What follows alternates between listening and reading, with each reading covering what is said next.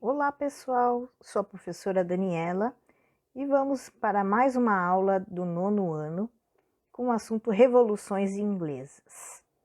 Antes de começar a explicação do texto, eu vou explicar algo sobre as diferenças entre o inglês e o britânico e as diferenças geográficas disso. Vamos ver. Quando nós falamos do Reino Inglês, nós falamos tanto do Reino Unido quanto da Grã-Bretanha. Como nós vamos ver as pequenas diferenças entre os dois. Mas no caso aqui da nossa história, nós estamos falando praticamente dos mesmos fatos, da mesma região. No caso aqui, o Reino Unido, não é? É o reino onde faz parte a Inglaterra, a Escócia, a Irlanda do Norte e o país de Gales. E a Grã-Bretanha é a região onde faz parte a Inglaterra, a Escócia e o país de Gales. No caso aqui, sem a Irlanda do Norte. Mas no caso aqui deste fato, que são as revoluções inglesas, estamos falando dos fatos da mesma região, certo? Porque são os fatos referentes principalmente ao país principal aqui do Reino Unido e da Grã-Bretanha, que é a Inglaterra, certo? Nós vamos ver as principais mudanças políticas que aconteceram no Reino Unido no século XVII. Então, falando aqui do Reino Inglês. Até em 1649, era uma monarquia absoluta. Só o rei ou a rainha que mandavam. Então, era um poder absolutista, onde o rei tinha o poder supremo, maior. Depois de 1649, esse poder muda. Em vez de ser um rei que herda o poder, esse poder vai ser de um presidente, um representante. Esse representante, ele fica um determinado tempo no poder. E não tem o apoio apenas da nobreza, mas tem apoio de outros grupos da sociedade. E aí, por último, nós temos aqui, depois de 1689, outra mudança política, a volta da monarquia. Só que a monarquia ela não vai funcionar da mesma forma que funcionava antes. Ela vai ter o poder em conjunto com o parlamento. O que é o parlamento? Então, são vários deputados, senadores, que no caso vão administrar esse reino inglês junto com o rei ou a rainha. É um poder conjunto, o poder do rei ou a rainha junto com o parlamento. Então, nós temos aqui, então, né, principalmente aqui o parlamentar número 1, que é o primeiro-ministro, né, e os seus outros parlamentares, outras pessoas, representantes da sociedade, que administram, então, o reino inglês. Vejam, são mudanças importantes. E esta monarquia parlamentar, ela funciona até hoje no Reino Unido, que depois nós vamos ver a seguir como que ele funciona hoje, certo? E nós começamos aqui com a dinastia Tudor, que a dinastia não mais era que a principal família do Reino Inglês. Uma das principais rainhas aqui desta época é a Rainha Elizabeth. Nesta época aconteceu o enriquecimento de alguns grupos sociais importantes, como a burguesia, que no caso eram os comerciantes e donos de fábrica, os gentry, que faziam parte da pequena nobreza rural, e os yeomen, que eram os pequenos proprietários rurais. Nesta época foi criada a política do cercamento. O que era isso? Dar as terras aos gentry e os yeomen, para que eles pudessem, então, produzir o algodão, e esse algodão, então, ia para as fábricas, para a fabricação de tecido. Mas, para que os gentry e os yeomens ganhassem as terras, para isso eles expulsaram os camponeses que tinham pequenas terras no Reino Unido. Então, essa política de expulsar camponeses e dar terras a outros proprietários de terras maiores, se deu o nome de cercamento. Pois nós temos uma mudança de dinastia. Os Tudor não deixaram nenhum herdeiro, então os Stuarts ficaram no poder. Então nós temos aqui dois reis importantes, o Jaime I e o Carlos I. Eles tiveram muitas brigas, não é, com o parlamento. Por quê?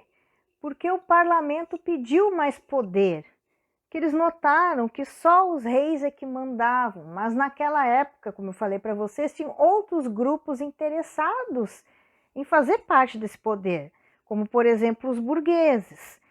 Então, os burgueses, eles tinham poucos representantes no parlamento, mas eles queriam mais representantes e queriam também fazer mais, participar mais do poder. Então, isso causou uma briga grande com o governo.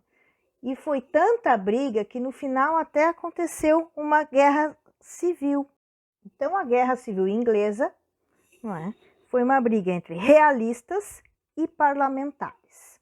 Os realistas, então, eram toda a nobreza, então reis, parentes dos reis, os senhores feudais, os cavaleiros, né, que era o exército que fazia parte da realeza também.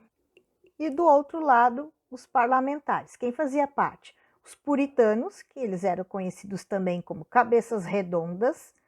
Por quê? Porque ao contrário dos realistas, os cavaleiros e nobreza que usavam perucas, eles não usavam perucas. Então, a sua cabeça ficava bem exposta. Então, pareciam como cabeças redondas. Temos também camponeses e burgueses, que também queriam mais representação no poder, e os presbiterianos, que eram membros da grande aristocracia, né? Alguns membros individuais da nobreza e também grandes burgueses. Então vejam, bastante gente interessada em desafiar aqui a realeza. O parlamento tinha um exército especial para lutar contra a realeza e esse exército foi liderado por Oliver Cromwell. No caso, então, esse exército ele conseguiu vencer a realeza e seu exército e assim proclamou a república no Reino Unido. Deixou de ser monarquia e passou a ser a república. Essa mudança política foi chamada de Revolução Puritana. Então tivemos aqui a República de Cromwell. Primeira coisa que ele fez foi tirar as pessoas ligadas aos realistas do poder e colocar no lugar o pessoal ligado aos parlamentares, exatamente para garantir o seu poder. Outra coisa que ele fez foi os atos de navegação, que eram leis que diziam que todas as mercadorias que entrassem ou saíssem pelos portos da Grã-Bretanha só podiam ser transportadas em navios ingleses, ou então em navios que pertenciam aos países produtores. Então, quem desejava produtos ingleses tinha a obrigação de fazer negócios comerciais apenas com a Inglaterra e não com nenhum outro país. Isso então dava muito poder à Inglaterra, pois os seus produtos eram muito requisitados por outros países. E isso criou uma briga com outros países comerciais, como por exemplo com a Holanda e com a França, que no caso da França não está no texto. E com esse poder todo, o reino ganhou o apelido de Rainha dos Mares. Oliver Cromwell morreu e o seu filho Ricardo Cromwell ficou no lugar. Mas o poder do filho não era tão forte quanto do pai. E isso criou oposição. Outros grupos começaram a reivindicar e pedir por mais direitos, que eram os grupos de niveladores e os cavadores. Os niveladores que era a pequena burguesia, que ganharam esse nome porque eles queriam nivelar todos os homens por baixo, ou seja, tirar os bens dos ricos para que todos fossem pobres e iguais. Já os cavadores queriam tirar as terras dos nobres e dividir entre os camponeses. Eles eram contra a propriedade privada. E ganharam esse nome porque durante um ato de protesto começaram a capinar as terras públicas. E eles se espelhavam em Jesus Cristo, que, diziam eles, esteve sempre ao lado dos mais pobres. Com o poder da República enfraquecendo e outros grupos sociais reivindicando mais direitos, tanto os menos poderosos quanto os mais poderosos, então depois de 1660 tivemos a volta da realeza no poder, com a volta dos Stuarts. Tivemos dois reis importantes, o Carlos II e o Jaime II. Só que esses reis queriam um poder absoluto do rei, como era antes. Mas o parlamento não queria isso. O parlamento queria participar do poder também. Então, para isso, eles entregaram o poder ao genro de Jaime II, o príncipe holandês Guilherme de Orange, e sua esposa Maria Stuart. Esse casal foi coroado rei em 1689 e eles juraram obedecer à Declaração de Direitos, que nada mais era do que as leis que asseguravam que o poder então ficava com o rei e com o parlamento, tornando assim a Inglaterra, ou melhor, o Reino Unido, uma monarquia parlamentar, onde o rei ou rainha é o chefe do Estado e o poder se concentra no parlamento. O parlamento fiscaliza o trabalho do rei ou da rainha e tem representantes de todos os grupos sociais. E é assim até hoje, como nós vemos atualmente aqui. Primeiro-ministro inglês, Boris Johnson, e a rainha Elizabeth. Os dois juntos comandam o poder da Inglaterra, o principal parlamentar e a rainha. Aqui temos então a família real inglesa, como ela é hoje, com a rainha Elizabeth e o seu falecido marido, príncipe Philip, o filho dos dois, que é o príncipe Charles, que é o herdeiro número 1 desta família, no caso da morte da rainha Elizabeth.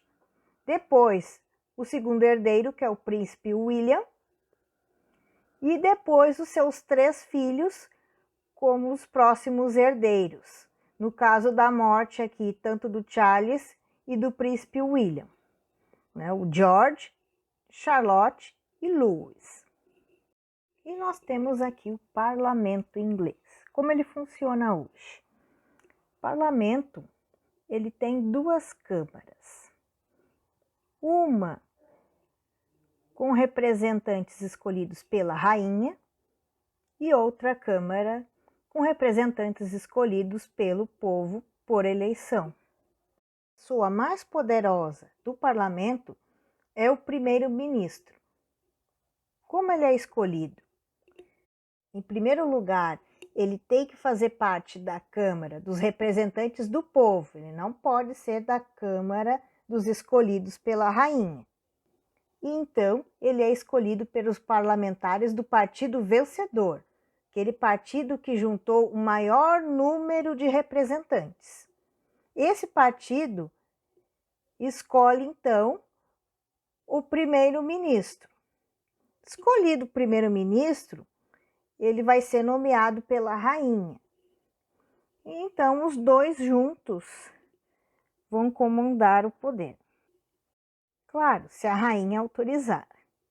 E terminamos aqui um resumo sobre as revoluções inglesas.